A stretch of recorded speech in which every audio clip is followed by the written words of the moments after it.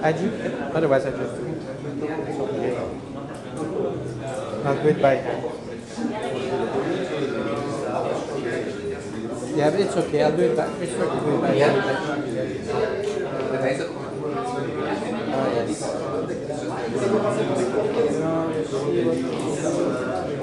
Should I go out again?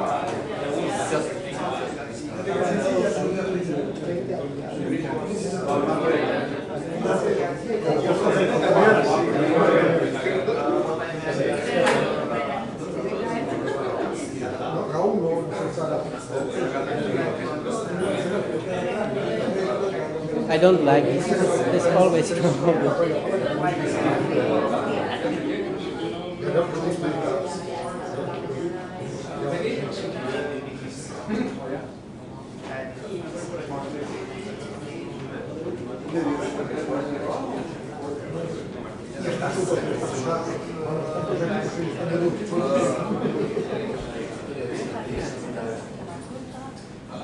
Well,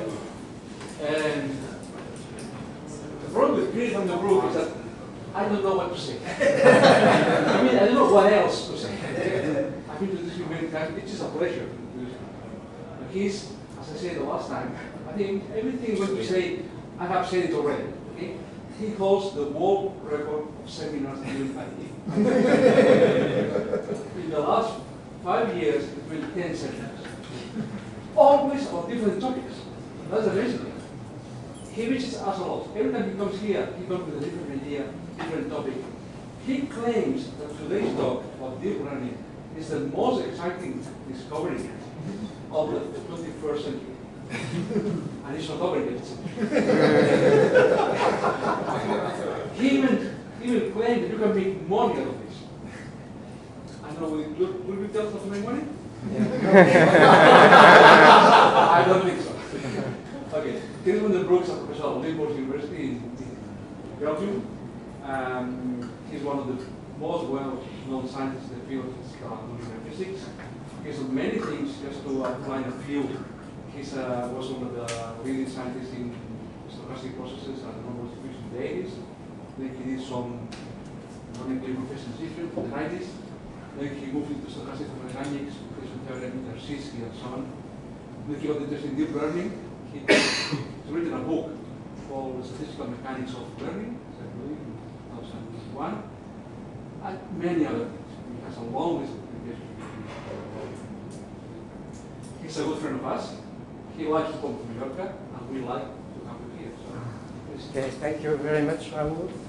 Of course, you have hosted me 10 times, so I have to encourage you for another 10 times.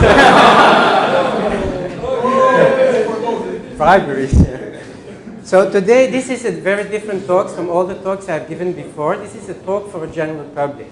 You are not a general public. You are physicists, you are scientists. But this is for me even more reason to give a talk, because it will be a talk a little bit about urgency of the subject. So it's about deep learning, but I will a little bit more in the scope. And it will also be a talk about our responsibility on the subject. So, so let me start by, okay, so this is 10 years. Giving the overview of the talk, I will first try to convince you that something is happening. And it is happening now. It is starting now. And then I will try to explain you why and how this is happening now. I will tell you about opportunities and about challenges. Okay? So this is like a grand talk. I mean, and I will try to convince you that it is not a joke. So, nevertheless, it should be enjoyable. So something is happening. So if we go back to the history of mankind, the history of mankind is actually punctuated by great discoveries. We discovered how to use tools. We stole the fire from the gods. We made our first home-cooked meal. And we wrote our first love letter. These are big steps for humankind. And if you skip forward a little bit fast, You go to the industrial age, a steam engine multiplied the output of a worker by a factor of 40. And you probably know the famous quote by Faraday about electricity. When asked what it could be used for, he said, I'm not sure what it can be used for, but you will be able to tax it. And here is von Neumann in front of his computer, which, as you may know, was built at the Institute of Advanced Studies, but outside of the grounds because the institute itself didn't allow experiments, so we had to build a shack. Now, if you ask people what will be the big progress in the 21st century, this is probably what you will hear about. You will hear about the World Wide Web, the Internet.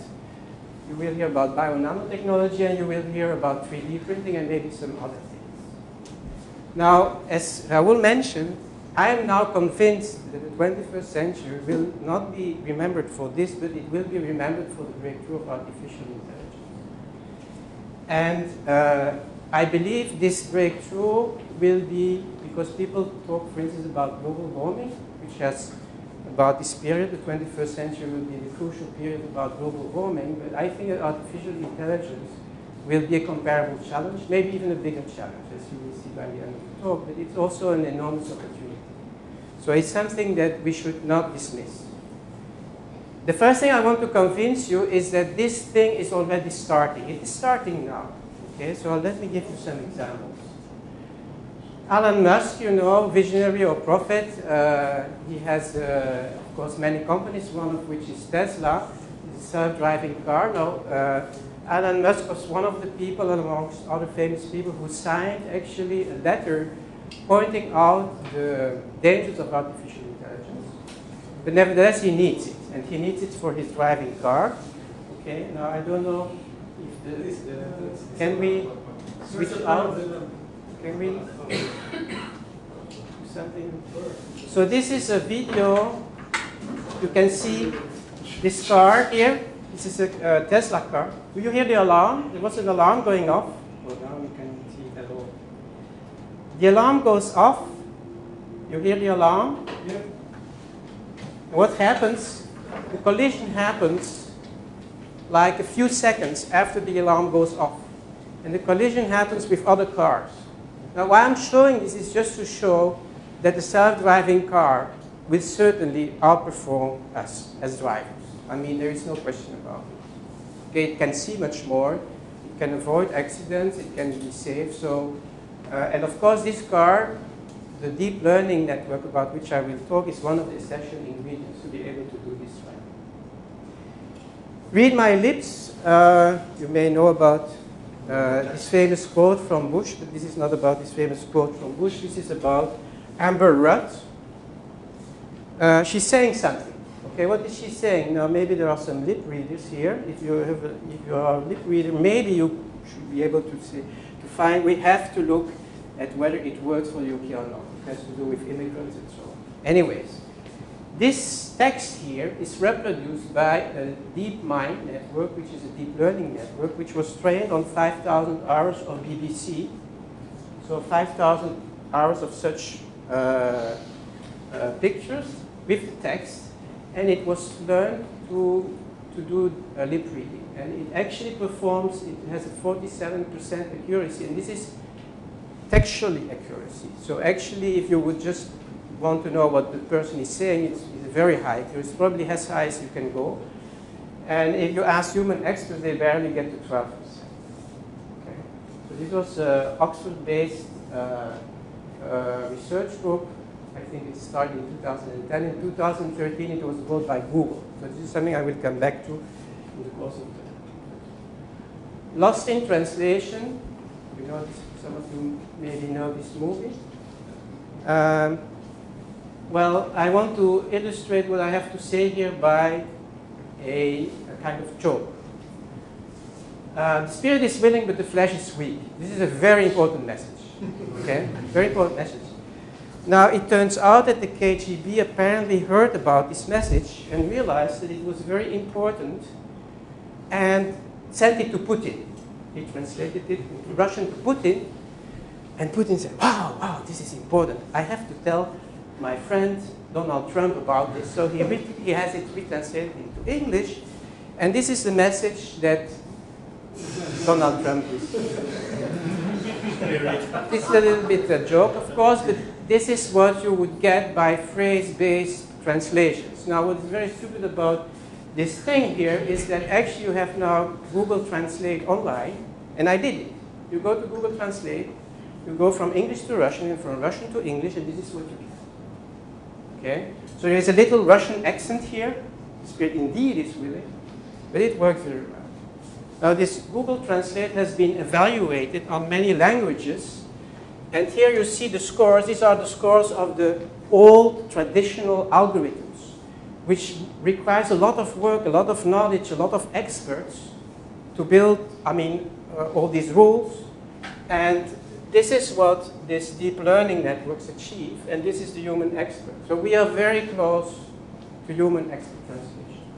So it's only a question of time before Google Translate is really as good as we are on the internet. Go. Maybe you have heard about Go. This is a Chinese board game.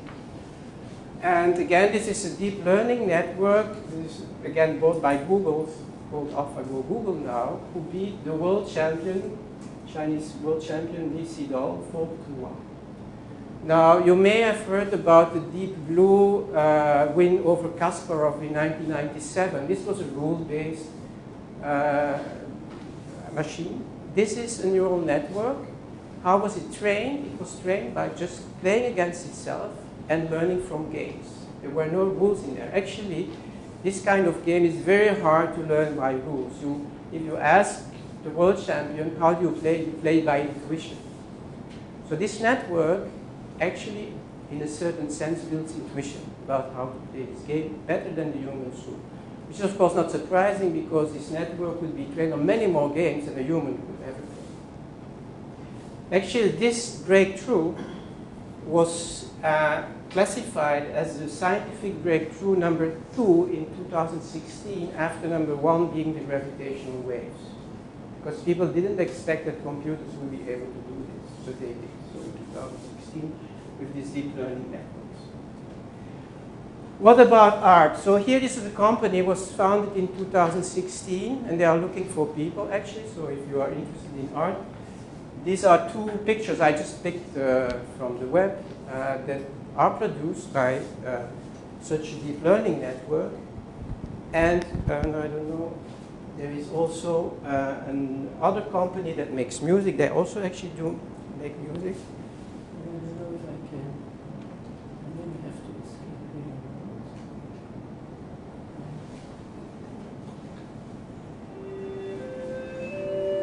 So this is a deep learning network that was trained on Bach. And the deep learning network produced this piece of music. And only really very highly trained Bach experts would be able to realize that maybe it's not really Bach. Any other person would think, no, this is another piece from Bach. So this is trained by deep learning.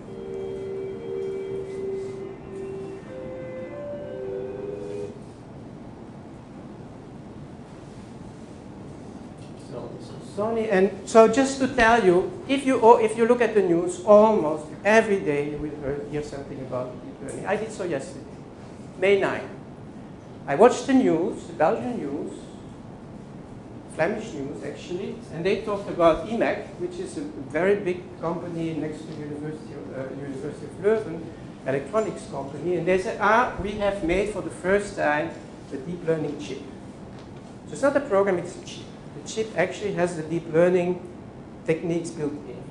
And with this chip, they also have made music and things like that. But the point is, now you don't need to program anymore. You have the chip, and the chip will be able to learn from examples.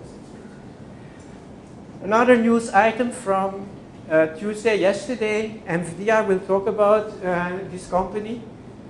Is going to train 100,000 people in deep learning next year. So just to tell you that there is a really big interest in this issue. Financial Times, which I buy every day to see how my money is going. So on the front page of, I think it was Monday's newspaper, on the front page in the corner it says artificial intelligence closes in on the work of junior lawyers. You can look at news items almost all the time. You will see that more and more parts of society are realizing that something is happening. So now I want to explain you how this thing is taking place and why it is taking place now. Okay? So this is a joke that I made before. So postulate is we are smart. Those who don't like it go out, and those who like it stay. So and then we can ask why. Okay? And you can give many explanations. You can give a philosophical explanation. You can try to do statistical physics. But of course, the simplest answer is a biological answer and say, well, we are smart because we have brains. Okay? Now, let's have a look at the brain. So this biological computer, 1.3 kilogram, 25 watts consumption, which is actually quite, it's 30% of what you spend when you're sitting right now, about 30-35%. So it's a significant amount of your energy spent in the brain.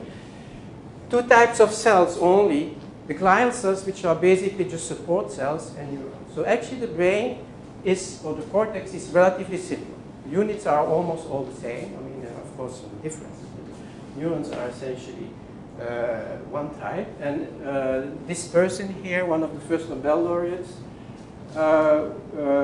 via a staining technique was able to isolate individual neurons and to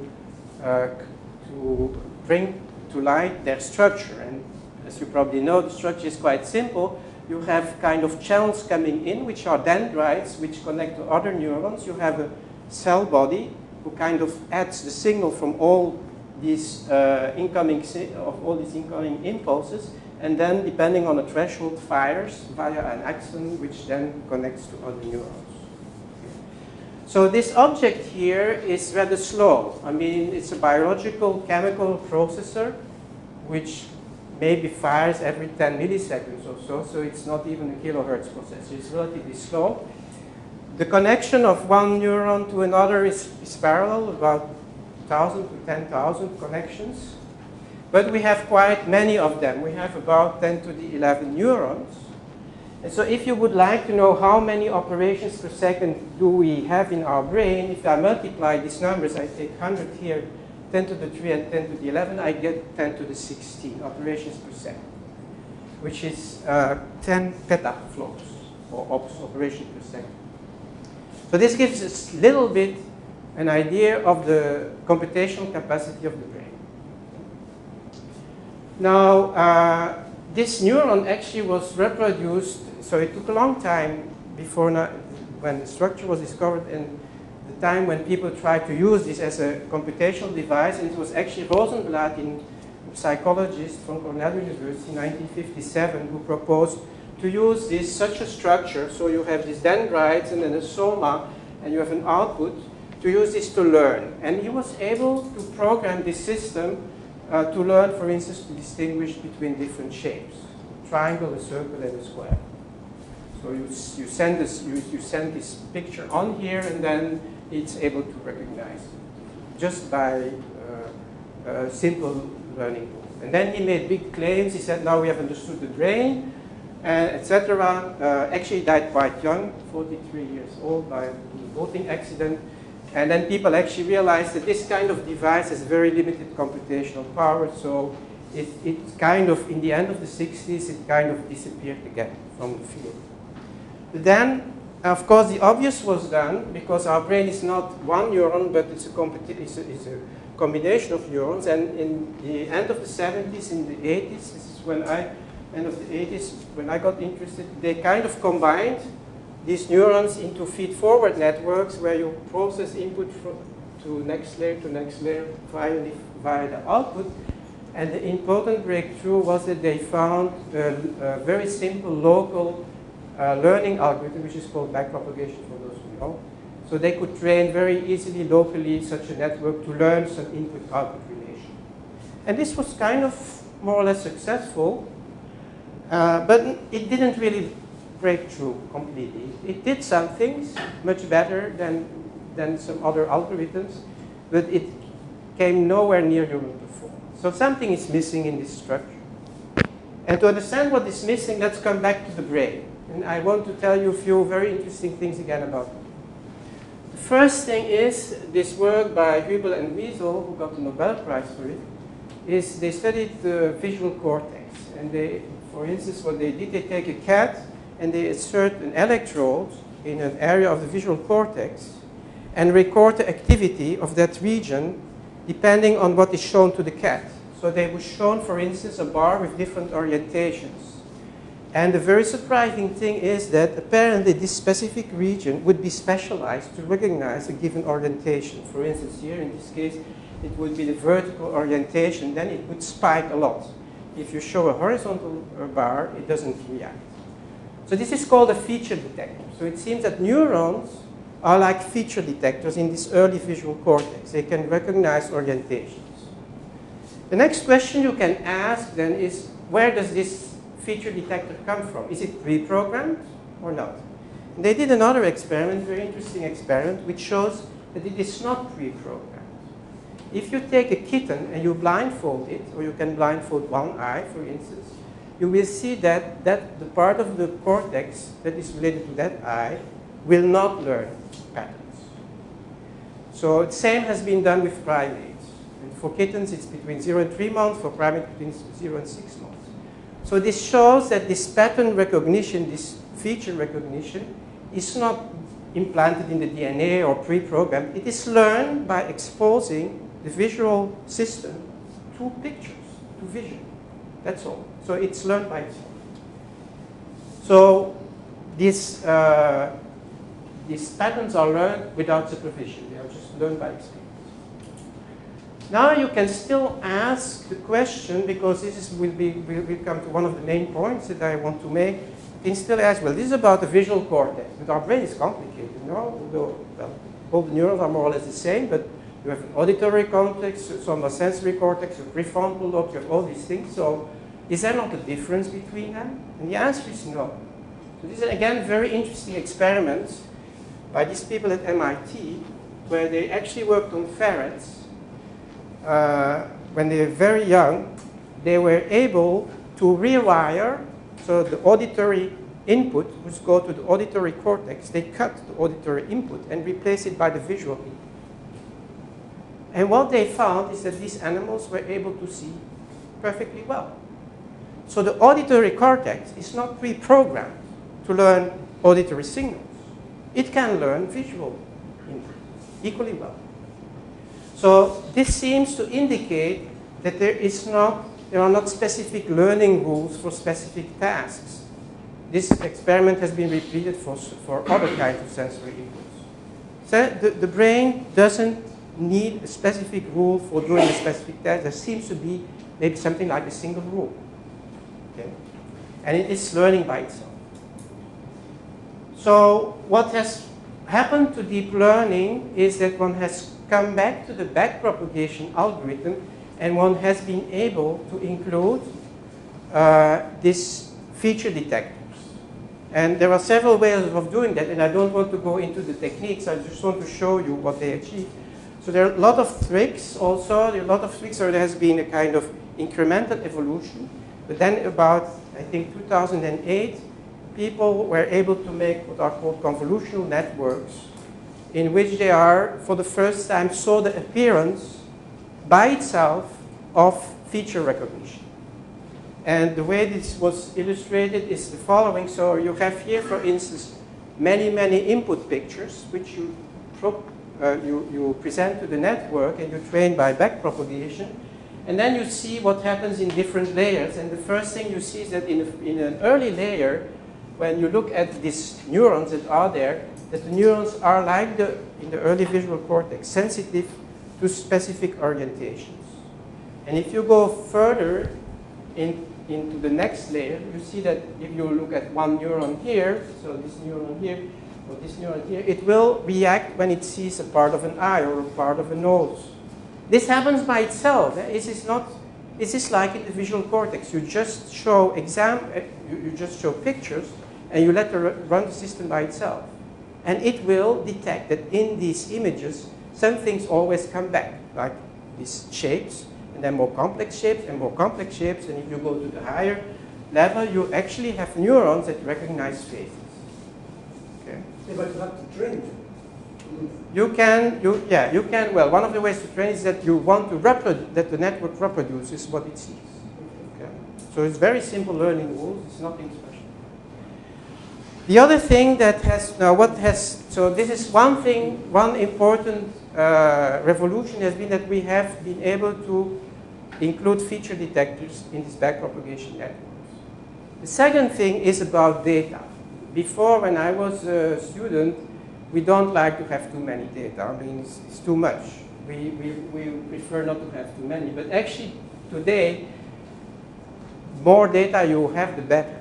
So this breakthrough in 2008 was also possible because these networks were trained on a huge amount of pictures. So these are, for instance, for face recognition, you see here several groups where you go from million to 200 million pictures that are used to train these networks. So we have, of course, access to these huge amounts of data now via the internet. Of course, you can now ask, well, why, okay, there is still something missing compared to the 90s. You could say, well, there was an overfitting problem. If you have too many examples, you start to fit details. So actually you need a relatively large network to train. But if you have a large network to train, you need a huge computational capacity. And so here again, this is also something that explains why this happened in 2008. You probably know about Moore's law, which says that I think every 1.5 years the computational capacity of a computer doubles. But it's kind of, we are saying, we're nearing the atomic level, it's going to, to saturate. But these are the statistics for central processing units. Now you may remember that in the 90s, there were game computers appearing on the market, and game computers are especially concerned with visualization. And so some companies, NVIDIA in particular, made what are called graphic processing units. These are not so powerful as central processing units, but they are still programmable and so on. But the evolution in speed is actually much faster than the CPUs because you ask less of them. And for instance, Pascal Titan X is such a graphic processing unit which works with single precision, which is now available. It has 10 teraflops. 10 teraflops. Okay? So where are we? So the CPUs are about going to teraflops. The graphical processing units are already 10 teraflops in single, if you have single precision. Maybe you even don't need single precision for this neural network, so you could still go higher. But okay, you can see that within, I expect 10 to 15 years will be beyond this processing power of the human brain in such a graphic processing unit or whatever else comes out. Actually, we're already beyond it. It's a very amusing story. In 2015, the American government decided to make a ban for all the high-tech products to China that had to do with computation. And now, actually, the fastest computer in the world is actually in China. But you have to, it's a typically Chinese computer because it has 10 million CPUs. I don't know, they manage it. And this computer has 100 petaflops computational power. So it's more than the human brain. Okay? So these are, for me, why now and how. So the first point is the brain is probably not so complicated. Its structure is not complicated, its units are not complicated, its learning rule is not complicated. Its size we will be able to reproduce because of the increasing speed of the computers. And the training, of course, we will be able to outperform the human because you can train on much larger data sets, which, for instance, was already the case for the Go game. For all these cases where you beat human performance, is because you can train these networks on much larger sets than a human can ever see. Okay, so then, of course, this technology gives a lot of opportunities, and in this talk, I actually was focusing on medical applications, but you can imagine there are many more. And again, here is Matthew, the blind see, the lame walk, the deaf hear. And again, with these deep learning networks, we are there. We can make cognition and motor assisting or rewiring devices that basically are achieving this, and will achieve this even more in the coming years. And again, if you go on the internet, you will see companies appearing daily, really daily. I mean, they are going to train 100,000 people with the deep learning networks. I will say something about how fast it can go. But I just give some examples. This is a company, Horus, who is based in Switzerland and Italy, and they have here a camera which via deep learning interprets what it sees and tells the person. So it can recognize faces, can read text, it can tell about the environment for a blind person. Okay? Here I also cite another example. This is a company in Wisconsin, just to illustrate the flexibility issue of the brain. This is a company where you actually, these glasses again have a camera in it, and they translate the vision into electric signals that go to the top. And so these people are able, at least, they are completely blind, so but at least they are able to see when they walk whether there is a door in front, obstacles in front of them. So and the brain can learn this quite quickly. Now I have a little problem with my ear. I have tinnitus, so which is probably the beginning of becoming a little bit deaf. And so I already realized that in cocktail situations I don't understand people very well. But this problem is actually solved now. Companies again are coming on the market where they can separate, if you have multiple sources, they can separate out sources, different speech sources and so on. It can of course be very convenient because you can switch out any voice that you don't like and only listen to what you like.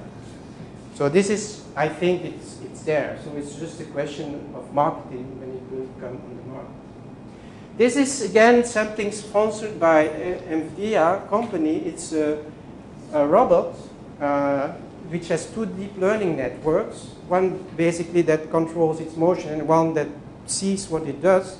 And what is interesting about this robot is that they can learn, it learns to walk by, like a baby, just by it sees itself, and it makes the connection between its positions and what it sees, and it learns to walk. It can learn to walk without supervision from outside. So, and if you want something bigger, you have to go to Korea. Now, I think apart from transportation, the first big important impact of this technology will be in anything that has to do with visual images or visual processing. And of course, a very important field will be medical diagnosis and medical therapy. I mean, radiation therapy is about being very precise. So normally it's the surgeon who is looking, but you can imagine that a deep learning network actually can have a much better vision and much more precise vision than surgeon. And again, there are many. I mean, if you go to the internet, you find one example after the other. People write research papers on this. I just cite one of them. This is IBM group who used deep learning on the screening of melanoma, which you know is terrible. I mean, here in Spain also you should be careful. But the problem with melanoma is very hard to diagnose, certainly early on. And so the largest publicly available data sets is 900 training and 379 testing examples. It's kind of a test case for your algorithm. And they use deep learning and they outperform already by a significant margin expert dermatologists. So it's just a question of time before this technology completely takes over. There is another reason why deep learning networks will be very important is because the amount of data about your health is going to increase dramatically, or could increase dramatically, because you have all these mobile units. If some person has an arrhythmia problem, or heart problem, or sugar blood problem, we will be able to monitor this constantly. Then, of course, you need a network to interpret it. And so deep learning networks will certainly be used for that. And there was, for instance, recently, just in February and March, a summit in London about using this deep learning for medical healthcare programs. Now, one of the things we did, and this is actually because of our connections here to the group in Palma, is that we were interested in epilepsy. This is, disease that affects, a large amount, 1% of the human population apparently has this. It's not only genetic, you can have it by accident, you can have it because of a cardiac problem in your, some tumor, some stroke, very incapacitating and not always easy to treat. So now, it would therefore be very interesting to have a seizure forecasting system so that you can inject in the brain either an electric impulse or GABA, a kind of neurotransmitter that kind of brings the system down. And until recently, actually, it was not clear whether something like that was possible, except if you ask patients, because patients, they sometimes feel it coming. But anyways, medically, it was not completely clear. And now here I have to come to something else. Because if I talk about urgency, it's because what is happening here is also something really new worldwide. The reason is that everything here in this field is not happening locally in one university or in MIT or so. Everything is now worldwide. And a very good example of that is Kaggle. I don't know if you, they know of course about Kaggle, but maybe not everybody knows Kaggle. Kaggle is a company that was founded by an Australian computer scientist, I think in 2010. What did he do? He made a platform so that you could organize worldwide competition on specific data.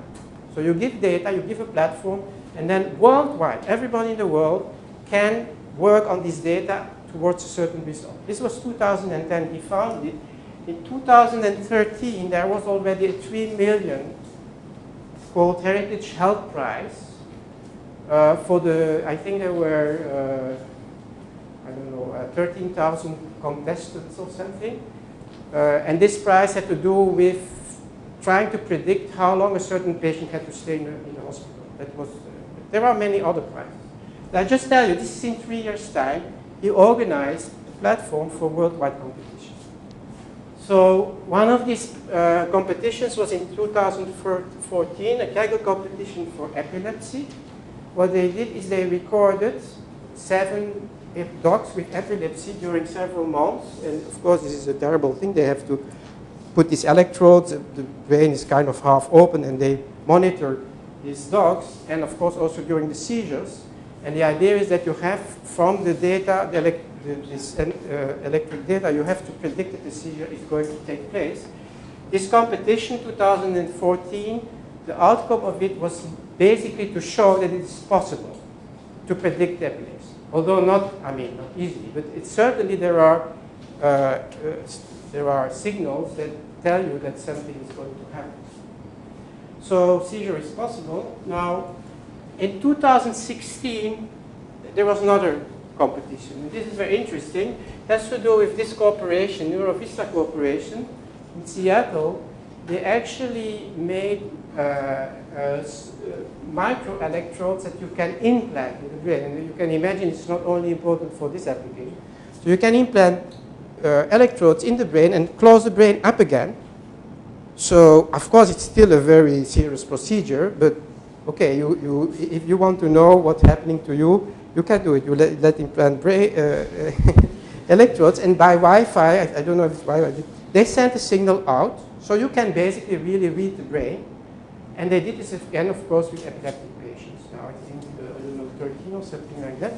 And my students, Thijs Becker and Jan Iperwan, participated in this competition.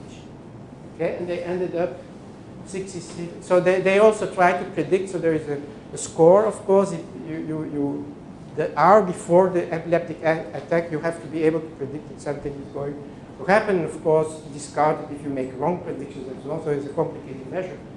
Now, why am I giving you this score, 66? Well, of course, there are physicists, and physicists are smart. Okay. So, but if we take that out of the picture, I have to tell you that we started at that moment, it was 1 year and 3 months. they were working on this for 1 year and 3 months. So this is just to tell you, these deep learning networks, a lot of it is actually available freely on the internet. And you have to work with the packages and work with it. And of course, I mean, there are tricks of the trade and so on. But it's not something like in the former times when you were studying computer science, you were learning 50, 100,000 of algorithms, and this algorithm is good for that, this algorithm is good for that. It's not the case anymore. You can, in 2 or 3 years' time, become an expert in deep learning with such a result. So I show you another thing, which I actually found even more impressive, and I think some people here may not know that, even those who worked on that. So we are looking for collaboration. And so we've been asking many people about problems, and one of the institutes with which we will work is VITO, it's the Vlaams Instituut voor Technologisch Onderzoek. So they are interested in technology in general. And our region in Belgium actually is well known for fruits. We have apple and pear, and we are a fruit-bearing region. And so they were interested actually in this problem. This is a picture of apple tree, and you would like to make a robot that, of course, knows where the apples are and could pick them, bite. Now, the thing is, my students used a deep learning network, which it took them 1 month to learn how to use the network. It's actually a network that was trained on images from the internet. So just 1 month to, figure out, just the technical details. This is nothing essential. And then they used 20 pictures like this and trained for 3 days. And then they were able to get this result.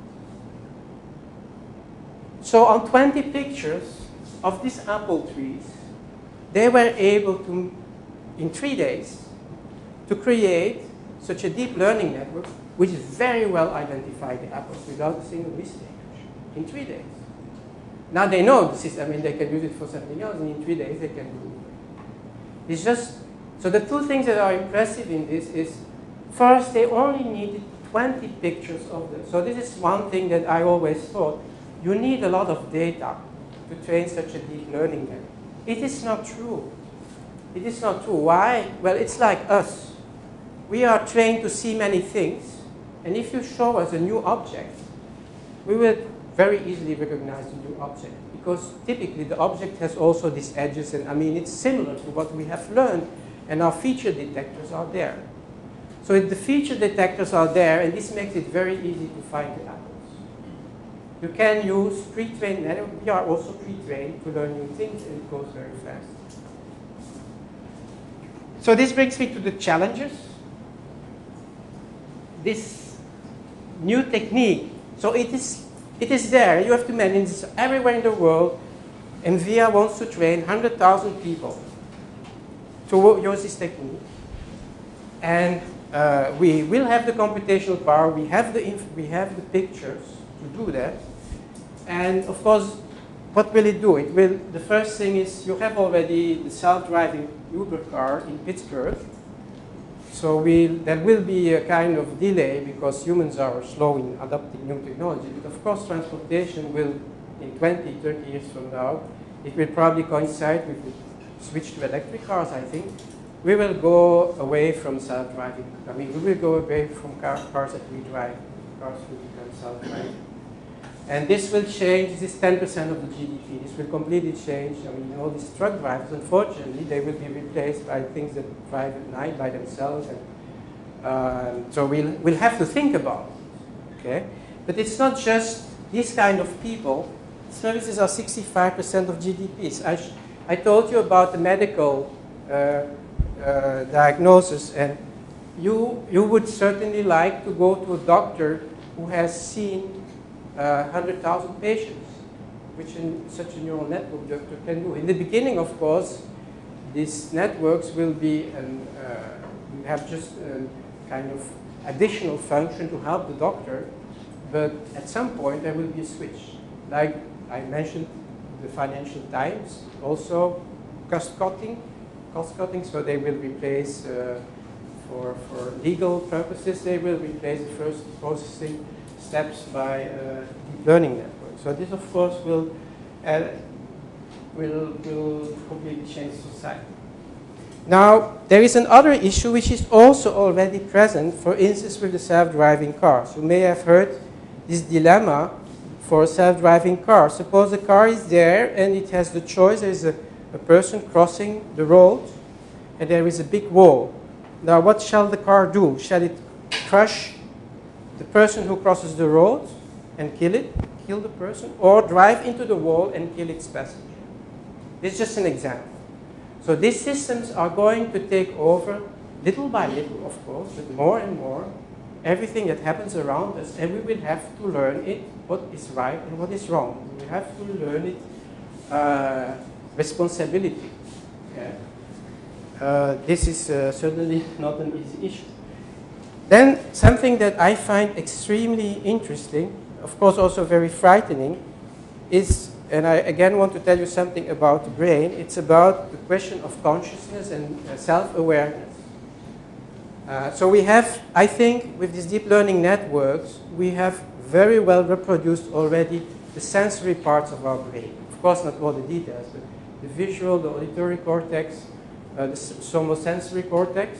And then there is a prefrontal cortex. Here, the prefrontal cortex is the more complicated area that actually coordinates everything, that programs our future, and so on. But the point is, this part is also not different from the other parts. It's also not probably learning in another way. It's a kind of central part that connects all these others.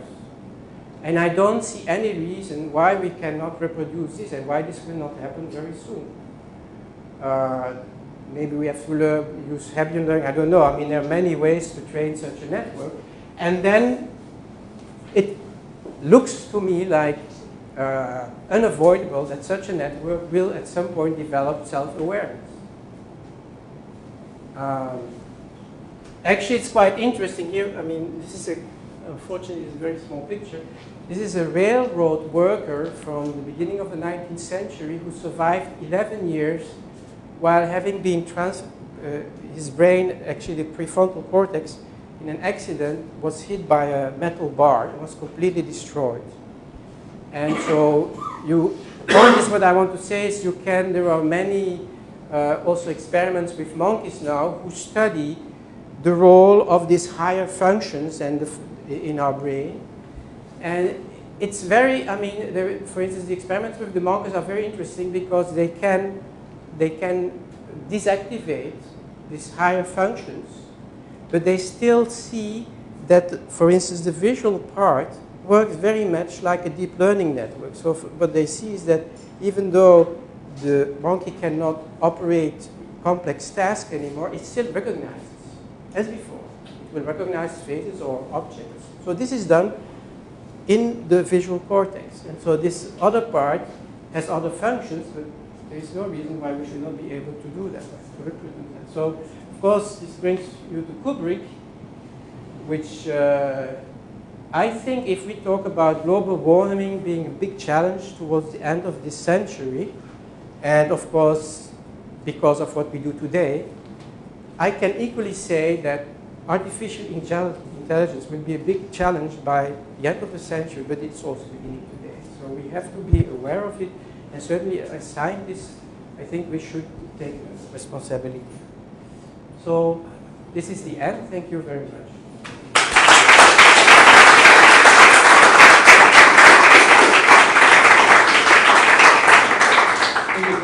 Just stimulating talk. Any questions or comments?